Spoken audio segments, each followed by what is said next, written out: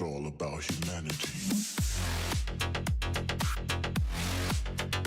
About humanity.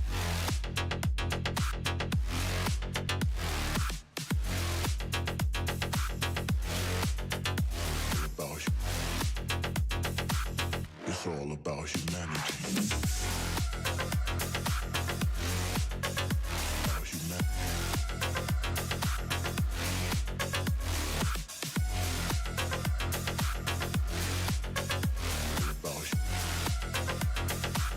It's all about humanity.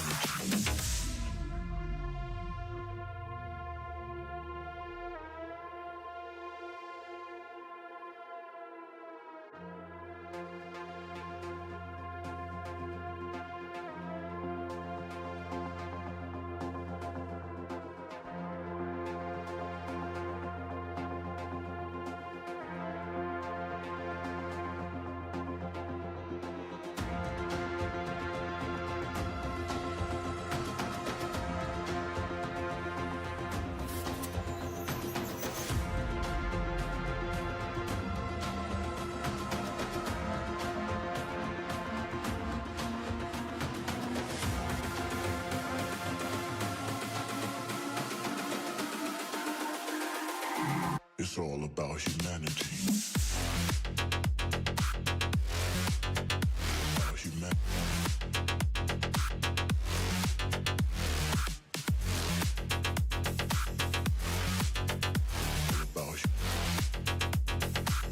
It's all about humanity. About humanity.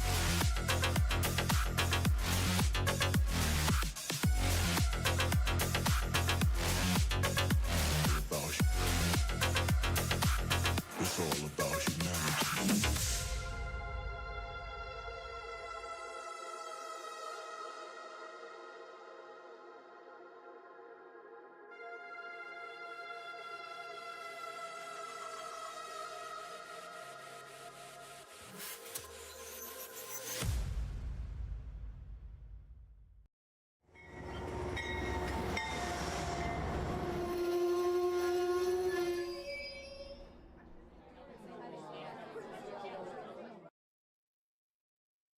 Hello, model citizens. Welcome to Trains and Tech. Tonight, we are going to talk a little bit about the project that I started last week, as well as I got a little, I guess, art project that I figured I would show.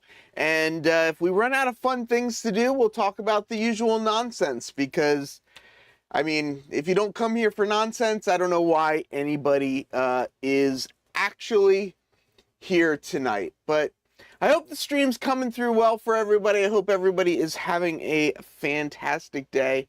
If you remember last week, I was doing some work. Was it last week? I think it was last week. I was adding some more cameras to the layout because I didn't have quite enough cameras on the layout. So I started working on one of the cameras so that we could see the overhead trains. So I've got the controller back on my desk so we can get the overhead trains going. And it's kind of funny. So I was setting this up a little bit before the stream tonight, and I was just kind of letting it run. And I was just sort of staring at the cameras, like just sort of kind of in awe that it was actually working. So let's go. Let's see. I got the new shelf cams up there. So it's the O scale is obviously on that. Well, maybe not obviously, but it's 3-rail O scale. So that's what's running on that O scale track. And then it's the G scale running on the G scale track. And I got two cameras. They're both pointing in the same direction, which I wasn't sure if they should be pointing against each other or whether they should be like, you know, you'll see. So when you'll see the trains, they'll go through the scene on one side, and then they'll go through the scene on the other side, and they'll both be traveling in the same direction. I didn't know if it would be more interesting if they were traveling in different directions or if they were traveling in same directions. I wasn't really sure, but I put them on a little mount, extended them out a little ways, and try and get a little bit of a front view. I guess if I make this one, if I kind of, oh, why is this not? This isn't doing what I want it to do. It was doing it early. Oh, there we go. So like this one gives you a little bit, kind of, you can actually see the cars, which is kind of the intention. And I was like earlier, I was just kind of like watching this over and over again. Yeah, I do have the trains running in opposite directions, which is kind of nice. But then, yeah, you can see the, I do like, I don't know which view I like better. I kind of think I mean, I guess they're both so similar, right? I mean, they're both showing the corner. So you can kind of see both, but yeah, so that's what I've been playing with, and once I got them kind of set up, I just sort of just sort of staring at them. I don't know, like there's something just kind of nice about just having the trains run. So you can see the Wilson Brothers Circus locomotive is the locomotive that's up there pulling the G scale. One thing that you can't hear that I can hear is that G scale locomotive, I think, needs to be taken apart and re-greased or re-cleaned up or something of that nature. I'm not exactly sure. I'm not exactly sure how to clean that or what the proper way to clean that is. So I'll have to do a little bit of research. But I'm gonna need to pull it apart because it's making the squeaking sound. Another thing I do want to do up there is the O scale trains are still incandescent lamps, and I really want to get LED lamps and put in some capacitors so the lights don't blink. Because I'm running this off of this throttle, the power to the track up there is just on it full, and the incandescent lights will eventually burn out being at full and going from there. Yeah, so I'm a big passenger fan. Like I like passenger trains. It's something I really enjoy. So I really, really like that these O-scale trains are the passenger coaches. They're the K-line passenger coaches as well. Yeah, and this was, Bill, because my lower layout is a point-to-point, and I don't really have a loop on the lower layout, having those trains up there are kind of nice. I like the clickety-clack of the trains as they kind of go around is kind of nice.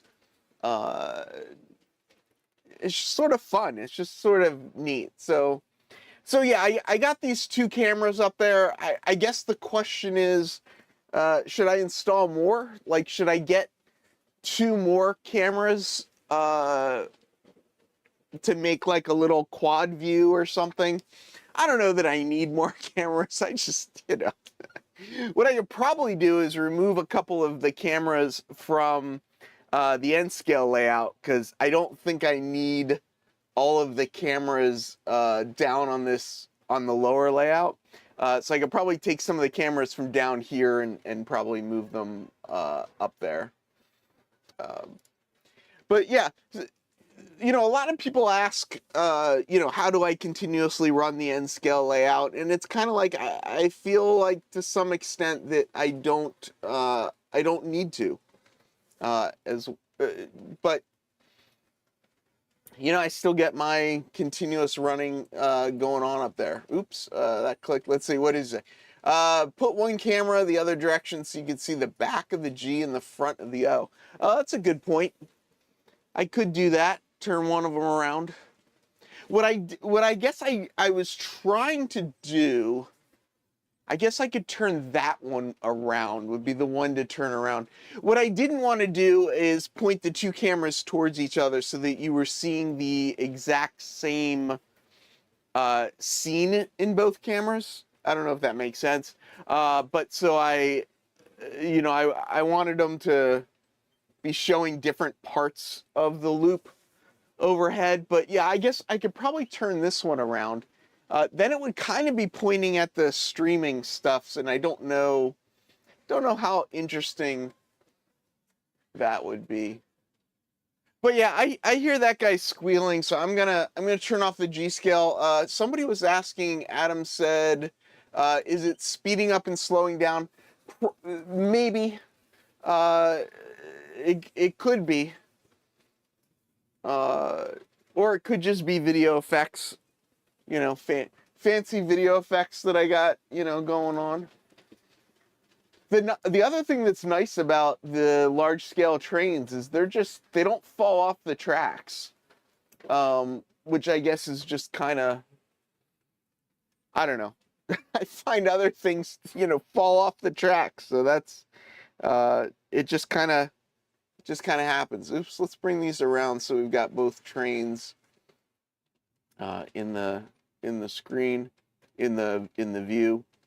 As some people know as well, I really do like GG1s. So my O-scale GG1, you can see on the right side there in the background.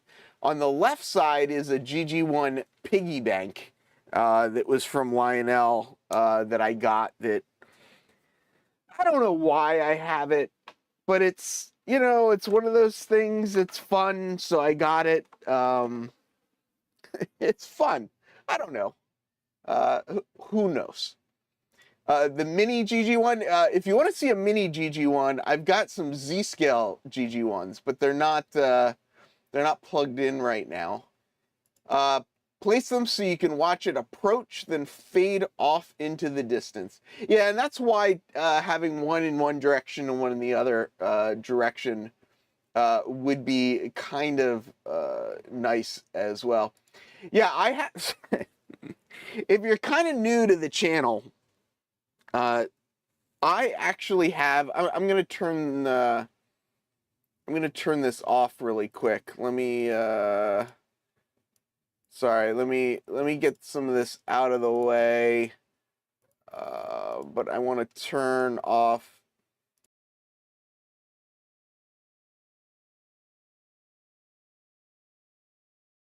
I just used Alexa to turn off the power to the upper trains, just so the lights aren't still going. What scale is the 2-rail or S scale? No, G scale. So it's the 2-rail is G scale. The 3-rail is obviously O scale. The mini GG1 is really a P5A. So I have an HO scale. I have P5As. GG1s I have in Z scale, N scale, HO scale, and O scale. My O scale GG1 is like O27 though. It's not scale. So, it'd be nice to have a scale O scale GG1 in both G scale and O scale, but I don't really have room for them, so I'll stick with what I have. But I do have, I think, 3 GG1s in N scale, 2 in Z scale, more than I can count in HO scale. Another one of my collecting things, I guess, just like everybody, certificate of expert operator. I don't know that anybody is going to certify me as anything other than certifiable. What is in the new capital? The P5As or the scale GG1s? Yeah, Dennis, at one point I was thinking of electrifying parts of the layout. I am right here on the northeast quarter, so, yeah, no boxes were harmed. I think we made it out of the first part of the video. Yeah, scale GG1s, I gotta believe they're $1,000 plus, maybe $1,200, depending on what they come with. And I haven't looked to know. But yeah, I just noticed that Wigwag says that he is new around here. Good to have you here, Wigwag W3. Yeah, and scale catenary. No. I mean, it's just, I guess that was part of it, right? Is like the GG1s look great and it's cool to have them as models, but I'm not going to string up N scale catenary, especially working N scale catenary. It's just not going to happen. So the project that I thought we can kind of go over tonight is the idea came from somebody else. I didn't come up with this idea. I just sort of, made my own. But I just realized, let me pull out a couple of different options that I have around the room. See if I can find. I'm missing one of the options that I know I have, and I don't know where I put it. I guess I should have done this. Actually, that might be here. Yeah, here it is. So, as people may know, if you don't know, welcome to the channel. I have gotten really into operations. I just mentioned that my N scale layout's point to point. Part of the reason for that is because for me, my enjoyment of the hobby, a lot of the enjoyment of the hobby is actually, operating a layout, actually moving locomotives and rolling stock around the layout as if it was something that they would actually do. I don't know. You know what I'm saying? I think you know what I'm saying. So I do love, I mean, we just showed, right? I mean, I do love these trains. I love them running in circles. I think it's great when I'm down here, working on stuff to have them running. But ultimately, yeah, there you go. Switching operations. I like switching trains. So that's what this, what you see here, that's what this layout is about. This layout is about switching. One of the things that you have to do when you switch trains is couple and uncouple them. Coupling is easy, right? I mean, everybody couples them. You just push them together and they couple.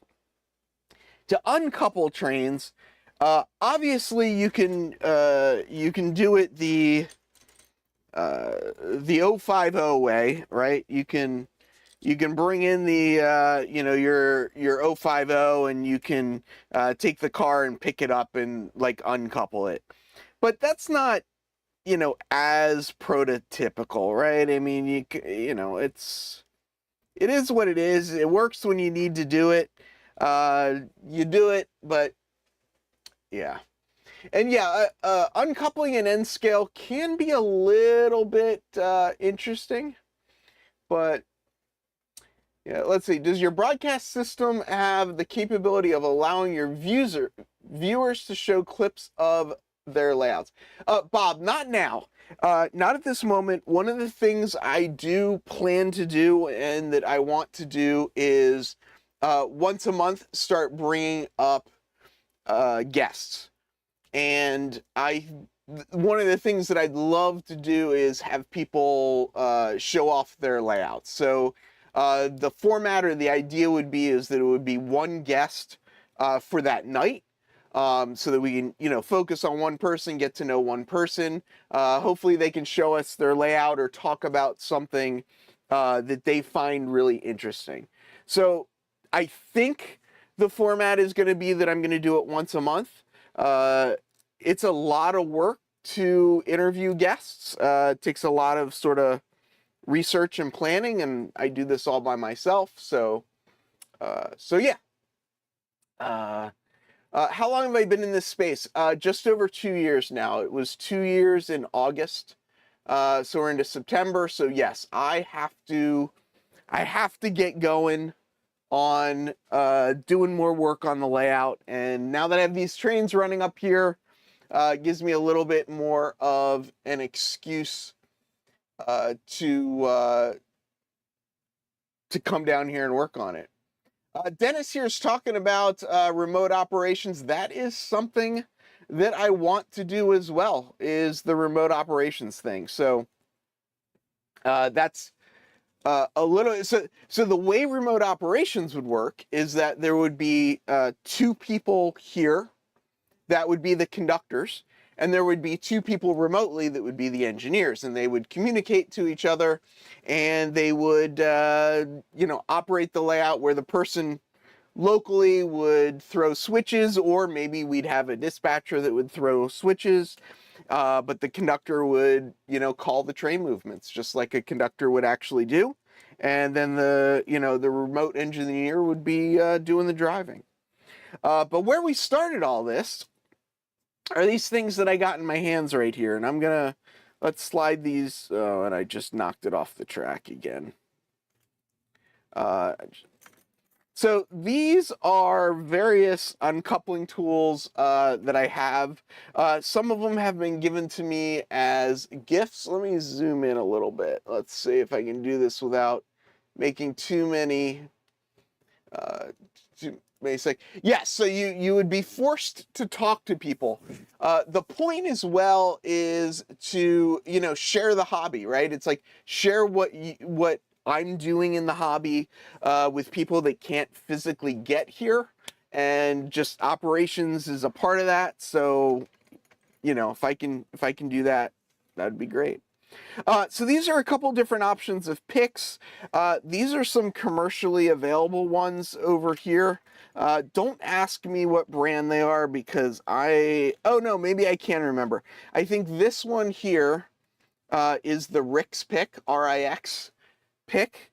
It's got a little bit of a, I don't know if you can see that or not. Probably not on my hand based on the color. But it's got a little bit of a triangle shape with a point on it. This is sold as an HO scale uncoupler. This one here is from KD. It's got two different sides. It's got one side with a little bit of a triangle, and the other side is more of a point. Micro Mark, I think it is, makes one as well. That I don't have, but theirs has a little light in it, which I think is kind of fun as well. So skewers are probably the most popular one that I've seen around, and I've got some just skewers here. Actually cut them a little shorter, and then I painted them the green that is what I'm going to call Riverside Transfer Green or Human City Junction Green, just to, just so that I can find them, just so I know they're mine. The tips of them, though, I left light colored, and the reason I left them light colored is so that when you stick the uncoupling tool between the cars, you can still move it over a little more, you can still actually see the uncoupling tool. So if I painted them black all the way down, that wouldn't work. Oh, Scott, I didn't realize that. So the KD pick is also a knuckle coupler spring installer. Yeah, so the spring installer for N scale is a little bit more complicated, but they make one of those as well. So the bamboo skewers are fairly popular. My issue with bamboo skewers is that the wood is kind of soft. So when you push it in between the couplers to uncouple the cars, sometimes depending on what you're doing and depending on the pick, the softness of the wood doesn't doesn't uncouple. It catches on the car. You pick the car up by the coupler. It's just so. That's kind of my like, if you get cheap skewers, that's kind of one of the problems that I've had, which is why I've kind of gone in the direction that I've gone into. Ed O'Connell was just saying the dental picks, which is this version here. This one I actually got, I believe it was from Thomas Gager, Split Rock. He gave me this in Springfield. And this has the dental pick on the end. A lot of people do like these, but I find for N scale, I don't think these work. The cars aren't heavy enough. I think the little fuzzy gets stuck, and I just haven't tried using them. I just haven't tried using them enough. With HO scale to know if I would really like them. What do you want to see? Oh, you want to see the pink sticks, or you want to see how I uncouple the cars? All right, I'll show that in a second. Are we picking a pick to pick the couplers with? Yes. So this is the dental pick one. A lot of people do like these. Again, not my favorite.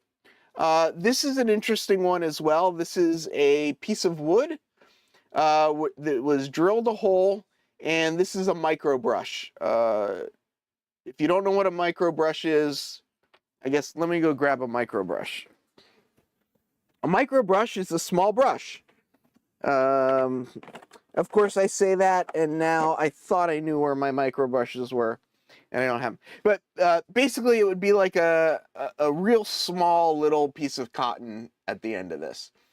So you pull that little cotton off, and you can use the micro brush. The person I got this from made a handle out of wood just to make it a little easier to grab. I was in an op session once, and this guy mentioned using knitting needles. And this is what we originally were talking about using. This is a number 7 knitting needle. It's got a tip on either end. Where I like it better than the skewers is that this is a much harder wood. But what I didn't like about the number 7 knitting needle is if you look at the size of the tip versus the size of the tip of the bamboo skewer. So this tip size is much better, especially for N scale. This works pretty good for HO scale. The person that I got this idea from, he basically stole these from his wife. I don't know if he told her or not, but he took them from his wife, and she had number 7, so that's what he was initially using. But what's nice about it is the hard wood, and it's really good. So N-Scale Train Boy is saying just shave it down, and as a guy, I guess that's probably my first thought as well. But if you start looking up knitting needles, and if you learn anything about knitting needles, and we're kind of previewing it up here, what you'll know is they make different size knitting needles.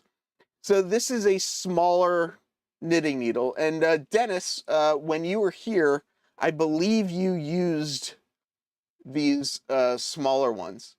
I have not tried fine artist brushes. I think they might be a little bit too big. The micro brushes do work well, and you know, everybody has them. But this size, I like. I like the way it kind of fits in my hand. It's not too big. I can stick them in my pocket. I added this on it, and we'll talk about that in a second. But basically, it's, you know, similar tip size to the bamboo skewers, much harder wood. Doesn't matter which end you grab, right? Like with these, you have to make sure you're grabbing the right end. With these, either end obviously works. These Oh, these are actually, these are number 5s. I wasn't sure. They make number 3s as well. I think you can get 3, 5, 7s, 9s, something like that. But these are number 5s. They're 5 inches long, 3.75 millimeters around. Bamboo premium knitting needles. If you've never seen these work before, I think somebody was asking how to do this. It's probably a little better looking at it from the front. Let me see if I can get a little bit more light on this so you can actually kind of see what happens. And I'll admit, I don't know that I'm 100% sure that I really understand exactly how all of this works, but let's see. You can kind of see a little bit, but if you take it and you stick it in between where the 2 couplers come together, and as long as there's not pressure on the cars, right? So if the cars are pulling tight away from each other, you're not going to get them uncoupled. Kind of no matter how hard you try. Is it number 5 knitting needles for Katie number 5 couplers? For the HO scale for the Katie couplers, you could probably use these bigger ones, the number 7s. But I personally use the number 5s for both N scale and HO scale. So yeah, I do think they would definitely work. And this is these are bamboo, but they're like coated, so they're a little bit slicker as well. So as long as there's a little slack between the cars, you stick them in between the couplers, and if you get it in the right spot, they easily uncouple. I don't know that I like completely understand why it works. I know these are 2-part couplers. The hook and there's 2 pieces. Well, this is more straight, but there's 2 pieces to it that move on a spring. So that you just kind of stick it in and it just kind of comes apart. I don't know. You get with a bunch of practice, you kind of get used to it. John, the reason why I wouldn't design a better coupler for an uncoupling tool is because, like, I wouldn't want to make these to sell them. It's you can just go buy the knitting needles and do it yourself. So I'm going to show you that this is what I've done with these. Let's zoom out again. Sorry, I know that was fast. So what I bought is this is 1/8 inch heat shrink tubing, and it's in green. So 1/8 inch is what works with the number 5. This does not fit on the number 7s, which is why I don't have it on there. But basically what I do is I just take the tubing and knock over some train cars, which,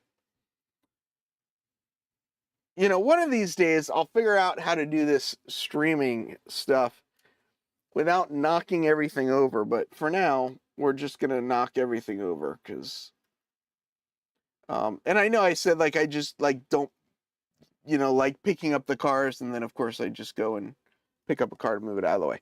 But so basically, you just cut a bunch of these. I just bought 2 more packs of these to make some more. Never have enough. I put them down and I lose them. So I kind of like, you'll come back to a layout you operated on 1 month, and you'll come back later and you'll find, that I left some of my picks around, and I'm always curious if other people like them as well. If you're curious, a gentleman named Jeff Ward is the person that got me turned on to these bamboo knitting needles. I believe he's up in Connecticut. So we run into each other at various, op sessions in the area. So I think that's 5 of those. So what I do is I open a package of knitting needles, and I slide them on. Kind of like losing a banana. It is. Charlie knitting, give it to somebody else. Lessons learned. Yeah, I think, one of the most frustrating things of an operating session is uncoupling and not having the uncoupling work, and it being frustrated and not being able to find an uncoupling tool, all that stuff. It just kind of gets frustrating. So these do just kind of slip on. When they slip on, though, this one, of course, this first one is very tight. This is heat shrink tubing. So I do slide them on, and then I do heat them on as well.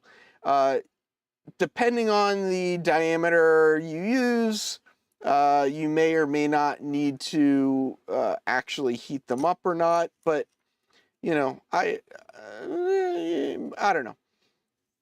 I have a couple of them where even though I've heated them up, they're still loose. It's a slick wood surface. Yeah, I could sell them for $1.99 each. I don't even know. Like these are more expensive than bamboo skewers, right? If you want to buy a pack of like 100 bamboo skewers, I don't know why I'm looking for them. I don't really need to show people what a bamboo skewer looks like. So this was 8-inch, 100 pieces. I think this was probably $5 or so. I don't remember exactly. I haven't had the heart to throw them out yet. I should probably just bring them to op sessions and leave them at other people's houses. But I do still have a bunch of those. The 5 of these, this pack of 5, I think was like $7 or something like that. So they are a lot more expensive than the bamboo skewers. But how many do you really need? Like if you're gonna operate on your own layout, get a single pack and you'll be good to go. I could people are saying make trees. I could make trees. They're not really the type of trees I would make with the bamboo skewer. I'm not sure are really the right type of tree for what I would make for the area. I wouldn't really make pine trees, which I think is what would they be? Yeah, I'd make a killing on shipping. I wouldn't make a killing on shipping. The USPS would make a killing on shipping. So this was a really good buy. I'm very glad that I bought this. I think it was $30. I don't remember. I should probably look before I just say that. But I think it was like $30. It's a hot air gun. I have used this for so many things. So many things. And I like not, a lot of people will just use a lighter or a match or whatever. You can do that. Of course that works, but this is nice. It's got a little stand. Basically, you can point it up and turn it on, and it heats up pretty quick. And then I just kind of do a little twist and shrink, and because they're about the same size, you can't really see them shrinking. But yeah, I mean, it gives it a little extra holding power to heat them up. Ashland stem wire. Are you talking about to make trees? Wigwag has a purple one. I wonder if you put a coat or two of lacquer on the regular bamboo sticks. You could probably do that as well. It's probably cheaper as well. You could take that 100 set and just dump them all in at once to the lacquer, and then just hang them up and let them drip, and just don't go all the way up to the end. Funny you say that. I am a huge fan of marshmallows over a fire. I've kind of stopped eating marshmallows on the regular, but if I could get some marshmallows sitting around the fire, that is definitely something I would enjoy. So these will still come off. These will still slide even after being heated. But I've got this hot air thing. It doesn't take very long just to give them a little heat. Again, I'm not making hundreds of them to sell them. If you do come over to my layout, you're more than welcome to steal one. But these are what I use. These are what I like. So if you come over here, that's what I'll have. I'm actually going to this one isn't quite shrunk onto here, so I'm gonna shrink this on. This was the dental pick one, so just doing that. I like the grip, makes it easier to see. It's just a nice little detail. Just kind of makes things fun. And now I got a couple more. I've got you can kind of, if you come over, you can see it. I've got a whole bunch of them. So if you like them, you can steal one. When I go to an op session, I usually just grab a couple. But yeah, they'll be around the layout here if you come to operate on it. So Don mentions a dab of glue on the stick before you slide it on. What I tried to find that I couldn't find, I like the marine grade heat shrink. I think it's called marine grade. Usually it has like a 3-to-1 or a 5-to-1. I think it's 3-to-1 shrink ratio, which is generally a little higher than regular shrink wrap, which is 2-to-1. But the thing the marine stuff has in it, it's got like this ooze gluey stuff inside of it that when you heat up the marine grade stuff, it like the oozy stuff kind of comes out and makes it really sticky. I didn't find that with the 1/8 inch green. I looked around for a little bit and then just eventually just got this. But if you do use the bigger ones, which of course now I've seemed to have lost the bigger one. Oh, here it is. If you do use the bigger one, which these don't fit over, and you get bigger heat shrink, you can probably find the marine stuff that'll go over it pretty nicely. But that's my introduction to the sort of rabbit hole I've been down, finding the best little sticks to carry with me to operating sessions. So if we made it this far in the stream, and there hasn't been a lot of frustration from my side, which there hasn't been, and we haven't lost audio, we haven't lost video, I haven't seen anybody complain yet that things were stuttering and there were problems and stuff like that. So I'm happy to report that we are actually on my new system. I got it partially set up last week. This week, I spent a little bit more time, got a little more things set up. The pre-show is almost back to normal. I still need to do a whole countdown thing. I do want to revamp some stuff. Unfortunately, when my computer died, the backup that I had for my Stream Deck that I used to control the streams, it didn't quite, it wasn't a new version. So I've lost some of the setup from that. Not enough that I wasn't able to do the show. Yes, I am definitely the loose nut in front of the camera. That is definitely true. But yeah, like I'm watching, like the CPU right now is showing that it's at 0%. Like it's barely even trying. It seems like that. So we'll start pushing the system. We'll start doing more things. I do have the super chat. That little bump I have back. Right now I only have these two cameras set up. I will get some more cameras attached to it.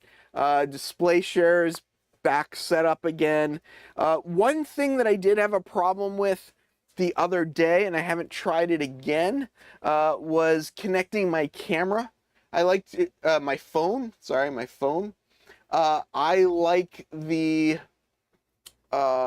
using my phone as a wireless camera when I'm kind of moving around the space. I tried connecting it up, and it was lagging a lot, and I'm not sure why it was lagging. Yeah, Cameron, no, don't now. You don't get to say that now. It's too late. It's too late.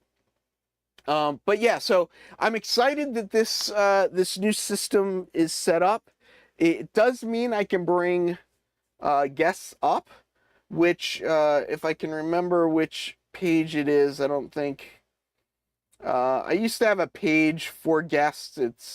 It seems to not be here anymore, and but yeah, guests, various things are gonna happen, so hopefully that's all gonna work out. So now we come to the problem part of the stream, right? Is we're 46 minutes into the stream, and I kind of left myself some time for dealing with nightmare IT issues. I guess I sort of expected that I wasn't going to be able to get things working, and I didn't plan enough stuff to fill the hour.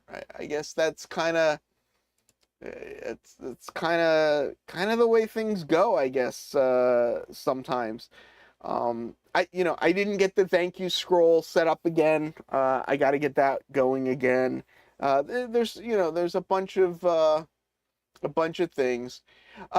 David, there has not been a lot of progress on the layout except for the operations scheme, meaning that I've been having a bunch of people over, a bunch of different people, running trains, finding problems with some of the way the trains build, finding problems with some of the way the trains move, finding some of the things that work really well. And that's been the primary focus right now.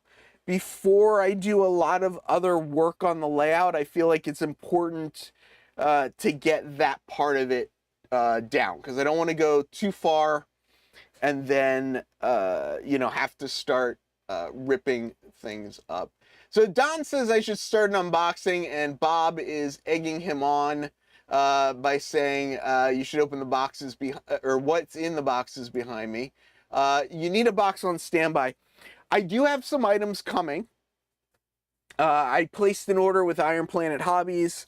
Iron Planet Hobbies supports the channel. Use the discount code HUMAN if you want to discount off stuff at Iron Planet Hobbies.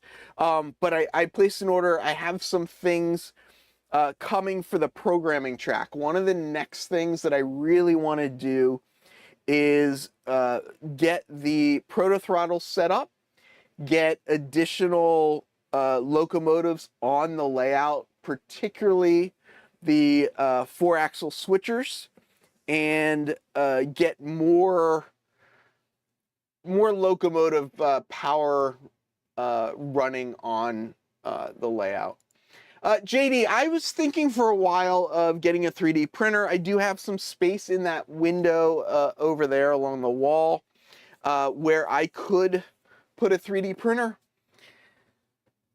Ultimately, I have so much to do on the layout that at this point I am just gonna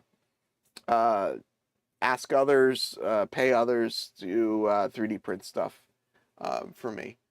So Bob, I didn't answer your question about what the boxes are back here. Basically, what the boxes are back here is that to get the trains running up there, I had to take some stuff down that was up there, as well as there's just stuff, just things, stuff just happens. And I got a problem with stuff. I don't have a lot of space for stuff. Stuff starts piling up. So that's just stuff. There's not really anything exciting right there. Plans for the layout right now. Right now there are, I guess, two main plans for the layout. One, finish the wiring and cut in all of the detection for the tracks so that we can start basically having more of a remote dispatcher type of setup, which then also is going to require me to put the resistors on all of the box cars and put the metal wheels on and weight the box cars and then yada yada yada. So there's so many plans for the layout, so many things on the list that it's kind of one of those things where the list got so overwhelming that I just threw the list away. What are some of the other plans for the N-scale layout? So there's the operations side of it with JMRI. There's the physical side of it. There's just so much to do. I don't even know how to. There's just so much to do. I haven't put anything up on eBay. I need to. For example, if I sold some stuff, I'd have places to put stuff. So that would be good. Yeah, it was running. It's not running anymore. You can see it's parked. It's parked up there. It's the New Hope train is pulling the circus train that is on the left side there as well. Yeah, I'm trying to avoid another hobby, and 3D printing is definitely a rabbit hole that I am trying not to go down at this moment. But yeah, there's not. At some point I do want to use Dispatcher and JMRI to set up trains so that they can just run back and forth on the layout on their own. But the reason I made the layout is so that I can operate on the layout. So if I automate stuff like that, it's fun from the point of like the technology and, you know, getting that to work. But ultimately my goal is that people will operate the layout and, you know, union crews, right? I mean, let's, you know, stick with the two-man union crews. Let's not cut the crews any further and automate stuff too much. We still need people to run the layout as well. So yeah, I mean, the thing that I really want to do next on the layout that I haven't gotten to is the frogs are powered on that side. The frogs are not powered on this side. Switching to 4-axle locomotives, I do want to get all these frogs powered as well. It works great with the 6 axles, whether they're powered or not. So, yeah. I actually have all the stuff in a drawer over here to do RFID. I haven't set it up yet, but the idea is to use an ESP32, collect the RFID data, and be able to send it back to JMRI so that JMRI can basically track where the cars are on the layout. Don Iris showing up late says, get an ISE motorman. I've got the ISE motorman set up on the subway. I do have another one in the drawer. Originally, I did think like, oh, I'll just hook one up, you know, on the main line. But then I split the main line up into boosters and things got a little bit complicated and I didn't want to figure out how to get the motorman set up on the main line. It can be done.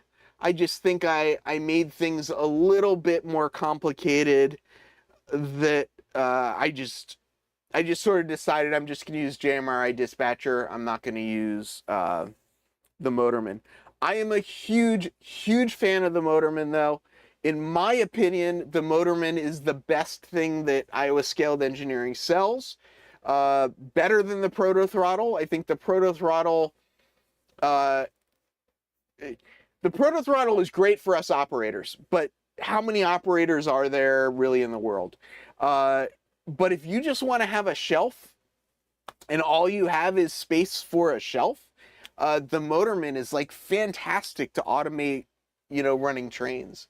My 80-year-old father-in-law, as a gift, I made him up a little RDC setup that runs off the Motorman, and he can go into his office and flick it on and just let it run. So, yeah, huge fan of the Motorman.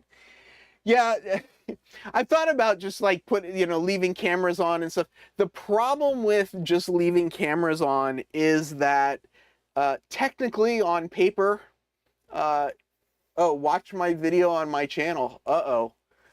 What are you selling now, Don? Did you lower inland paper? We're trying to get Don to take inland paper, which is kind of the switching puzzle of his layout, and lower it down below the main line. So maybe we'll keep pushing. Oh, you got a Motorman. Where did you hook up your Motorman? Is it on your main line? Because if you can do it on your main line, then I can probably do it on my main line. What was I talking about? Does anybody know what was going on in my head? But yeah, there's a lot of the whole rail. Oh, you just dumped the whole railroad on it. There you go. The reason I don't just leave the cameras on for like 24-hour rail fanning is that technically on paper, this is my office. I work from home. I don't actually work from home. I work down here in this space, which can get distracting at times. But I sit down here and I have obviously phone calls with customers and all kinds of stuff like that aren't appropriate to be out there. So the plan is that I will do operating sessions where I'll open them up. I've actually done it on Back on Track, I think it was. We did an op session where I came up on their stream and we showed the op session. I think Joey, Late Night Hobbies, was here, and Andy Estep were here, and we did a live stream basically talking about the railroad. I will do that. I will and want to do that more, especially now that I have the new computer set up and working, which has been a little bit of an obstacle to making that happen. So yeah, like keep an eye out for that. If I do, op sessions and the people that come over for the sessions don't mind being on stream, then I'll do that. Because again, for me, it's I enjoy sharing the operations part of the hobby and getting people involved remotely and various things like that. Met a few modelers from Manhattan at the NER convention. Oh, who did you meet? Did you meet, I'm guessing you met Andreas. I know he was up there. I'm not sure who else was up there. We are always looking for more people in Manhattan that model, especially people in Manhattan that want to operate. They're welcome to come over here. Obviously, Paul, if you came down, it'd be great to come over as well. Ed, if you wanted to stop by, if you want to stop by and just see it, just come over and see it. If you want to come by and operate on it, generally it's pretty easy to find one other person to come and operate, because pretty much the layout runs with 2 people right now. So that's what it kind of takes. So yeah, I mean, if you wanted to come over and operate, that would be really cool. Will Clark. I think that's a guy whose name that I've heard, but I've never met in person. So I need to see if I could find him in person. Wigwag, did you check? I think that code might still be active if you try it.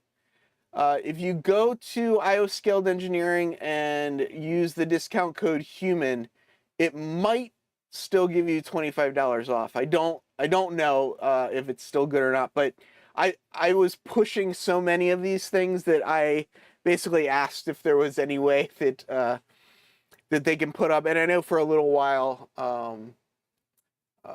there actually was. Yeah, I believe, if I'm not mistaken, I think William has joined and become a member of the Manhattan Modelers.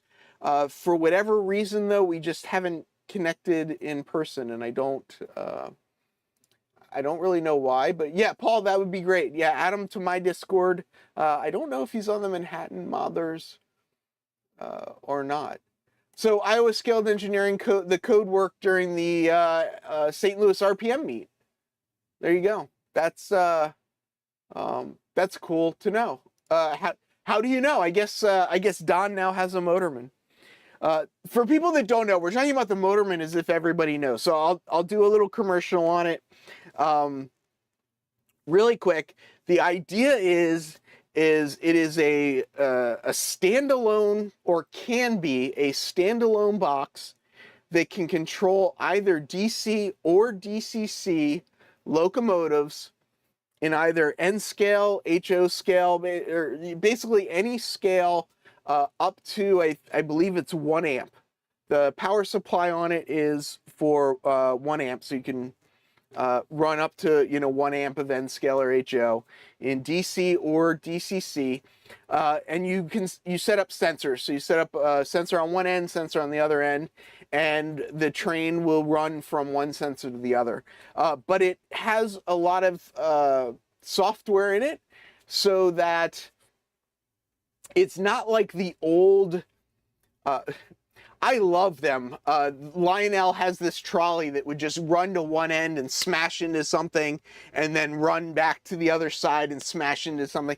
Like it's not that that aggressive of a switch. It can actually slow down to a stop.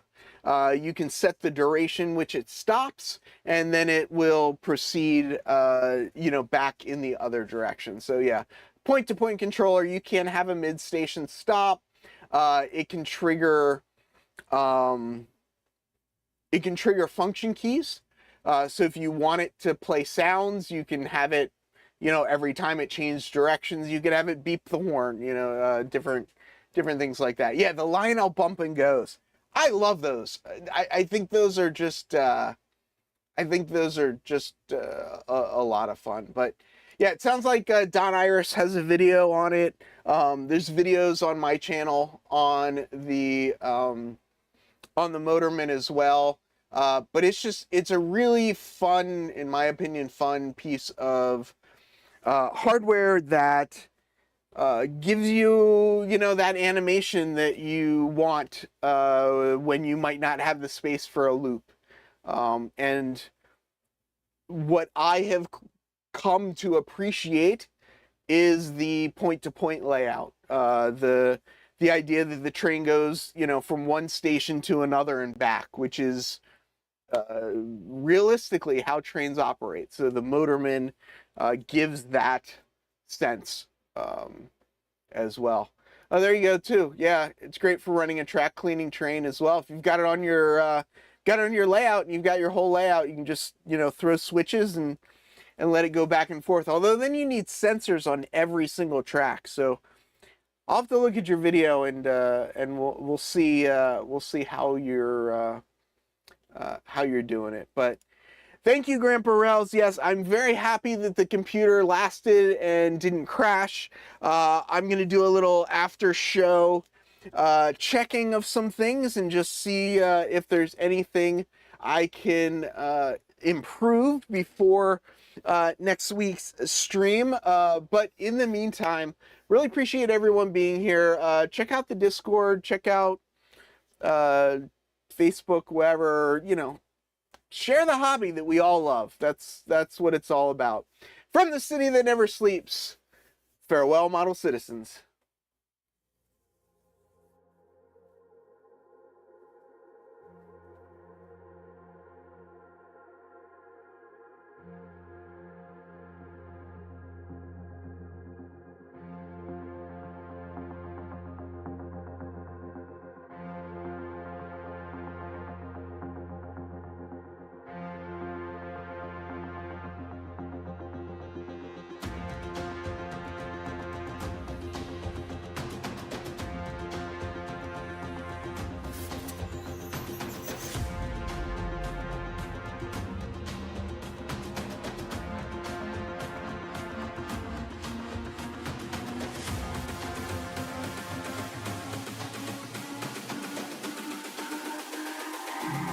all about humanity. About humanity.